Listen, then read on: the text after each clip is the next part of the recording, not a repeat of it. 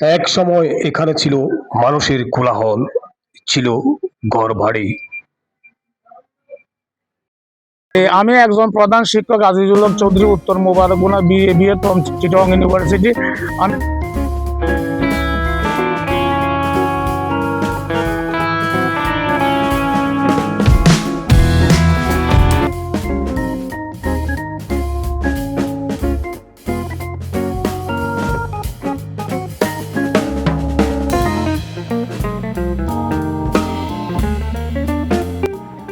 আসসালামু আলাইকুম, welcome to travel diary BD 360 YouTube চ্যানেলে আপনাদের সাথে আছি আমি মোহাম্মদ বশির। আজকে আপনাদেরকে নিয়ে যাব 4 নং ধুম ইউনিয়ন, যেখানে হাজারো মানুষের স্বপ্ন নদীগর্ভে বিলীন হয়ে গিয়েছিল।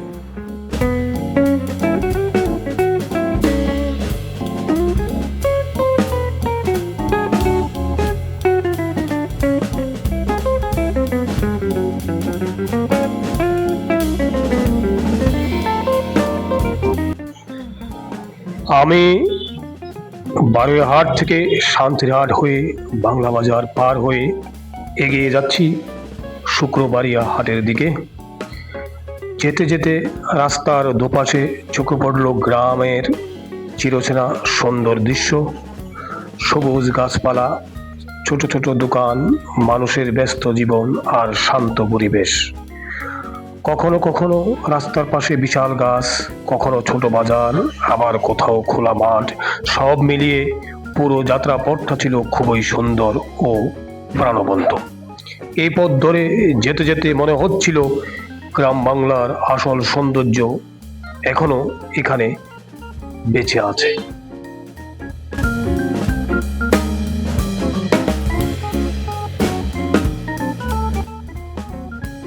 আজকে আপনাদেরকে নিয়ে যাব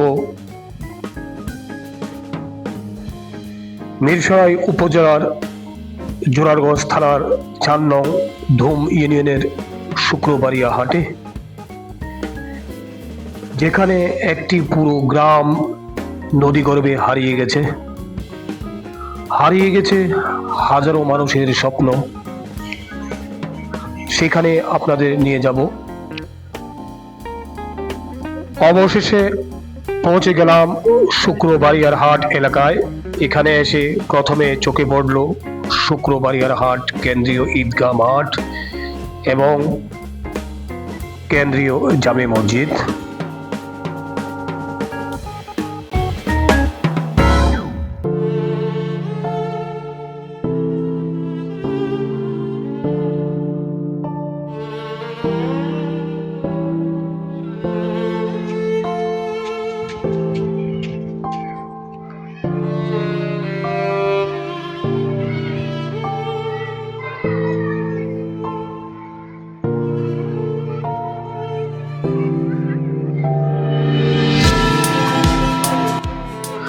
শুক্রবারিয়ার হাট কেন্দ্রীয় জামে মসজিদ।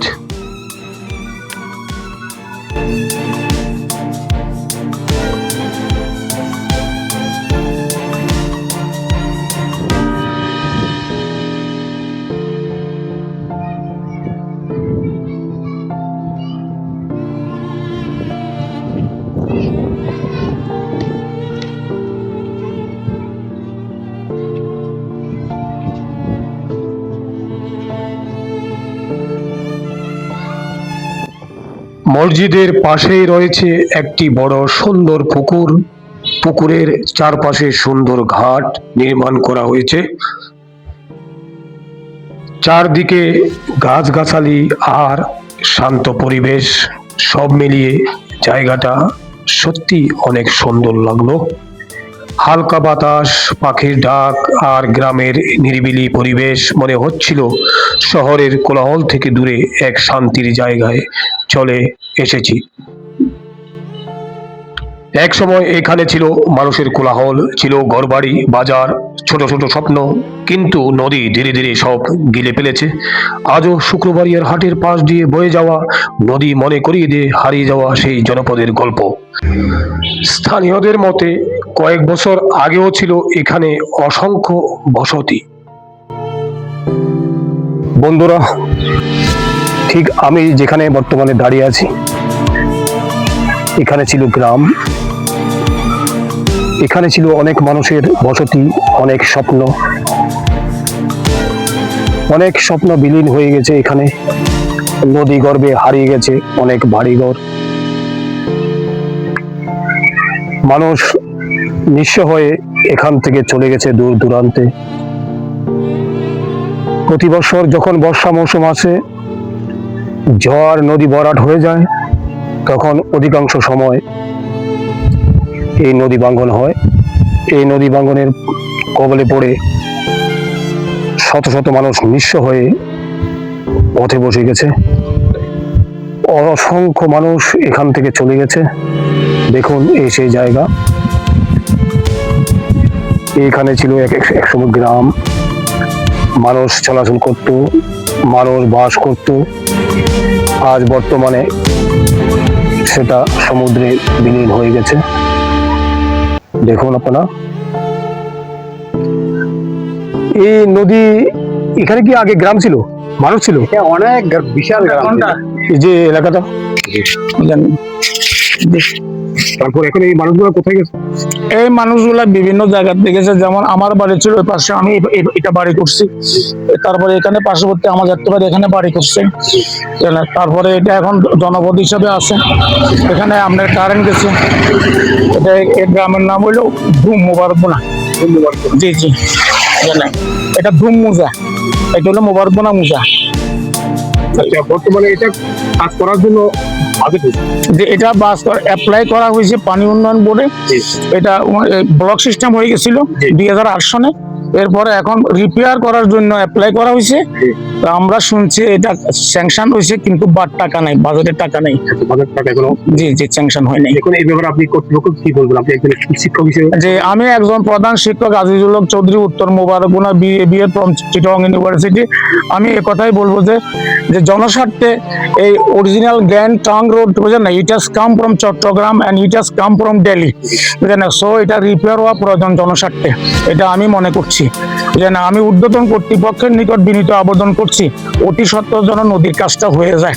এটা আমার কামনা, যে না আমার এলাকাবাসী যাতে আর মানে কষ্ট না করে, যখন রোড যাওয়ার জন্য ঠিক থাকে, সরকারের স্থাপনাগুলো যেন ঠিক থাকে। এখানে মসজিদ আছে, মাদ্রাসা আছে, স্কুল আছে, জনবসতি আছে, এগুলো যেন সেফ থাকে। এটাই আমার মানে ঊর্ধ্বতন কর্তৃপক্ষের কাছে আমার বিনীত অনুরোধ রইল যে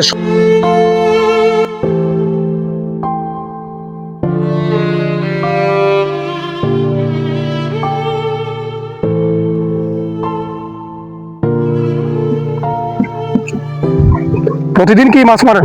না, যে প্রতিদিন মারি, সবসময় আবার না। জি, কি কি মাছ পাওয়া যায়? যে কোনো মাছ পাওয়া যায়, যে কোনো মাছ। নতুন মাছের কথা বলবেন না। আপনি কি সারাদিনে এই মাছ মারেন না অন্য কাজ করেন? আমি আমার ব্যবসা এটা। এটাই, হ্যাঁ? মানে এখান থেকে যা মাছ পান এগুলা বারুইহাট বাজারে আড়তে দিয়ে দেন। কেমন প্রাইস কেমন দেয়? দাম কেমন পান? মোটামুটি ভালো দাম পান না? দাম আছে মোটামুটি। কি কি মাছ নাম কি কি? আইনা, জলভূত, মাল, কাতাল, জি, পাশা, এগুলো আছে। আচ্ছা আচ্ছা, মানে এটাই বর্তমান আপনার জীবিকা? বাড়ি খালের এদিকে না? আগে কি এখানে ছিল? না, মুন্সিপালিটি থেকে। আচ্ছা, মুন্সিপালিটি আপনার এখানে, মানে এখানে আগে অনেক মানুষ ছিল? এখানে সব জি, এটা পুরো গ্রাম ছিল? এটা নদীতে সব বিলে নিয়ে গেছে। এখনো মোটামুটি বর্ষা হলে ভাঙে? আচ্ছা আচ্ছা আচ্ছা।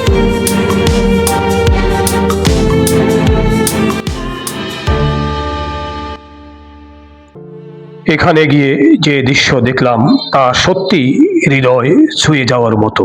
স্থানীয়দের কাছ থেকে জানতে পারলাম এক সময় এখানে পুরো গ্রাম ছিল, খেলার মাঠ ছিল, বাচ্চারা খেলাধুলা করত, কিন্তু আজ সবকিছু নদী গর্ভে বিলীন হয়ে গেছে। অনেক মানুষ তাদের ঘরবাড়ি হারিয়ে নিঃস্ব হয়ে গেছে। কেউ সরকারি আশ্রয় কেন্দ্রে আশ্রয় নিয়েছে, আবার কেউ অন্য কোথাও গিয়ে নতুন করে বসতি গড়েছে। কিছু পরিবার আজও সেই কষ্ট বয়ে বেড়াচ্ছে। স্থানীয় একজন স্কুল শিক্ষকের সাথে কথা বলে জানতে পারলাম এলাকার মানুষ দীর্ঘদিন ধরে একটি শক্তিশালী বাঁধ নির্মাণের দাবি জানিয়ে আসছে। সরকারি অনেক ঊর্ধ্বতন কর্মকর্তাও এই এলাকা পরিদর্শন করেছেন, কিন্তু এখনো স্থায়ী কোনো ব্যবস্থা নেওয়া হয়নি। আজকের এই ভ্রমণে একদিকে যেমন দেখেছি গ্রামের সৌন্দর্য, অন্যদিকে দেখেছি নদী ভাঙ্গনের কষ্টের বাস্তবতা। প্রকৃতি যেমন সৌন্দর্য দেয়, তেমনি কখনো কখনো মানুষের জীবনে কঠিন পরীক্ষাও নিয়ে আসে। এমন আরো বাস্তব ভ্রমণ গল্প দেখতে সাথে থাকুন ট্রাভেল ডায়েরি BD 360। এবং যদি ভালো লাগে লাইক এবং সাবস্ক্রাইব করে সাথে থাকবেন। এতক্ষণ ধৈর্য ধরে ভিডিও দেখার জন্য আপনাদের সবাইকে অসংখ্য ধন্যবাদ।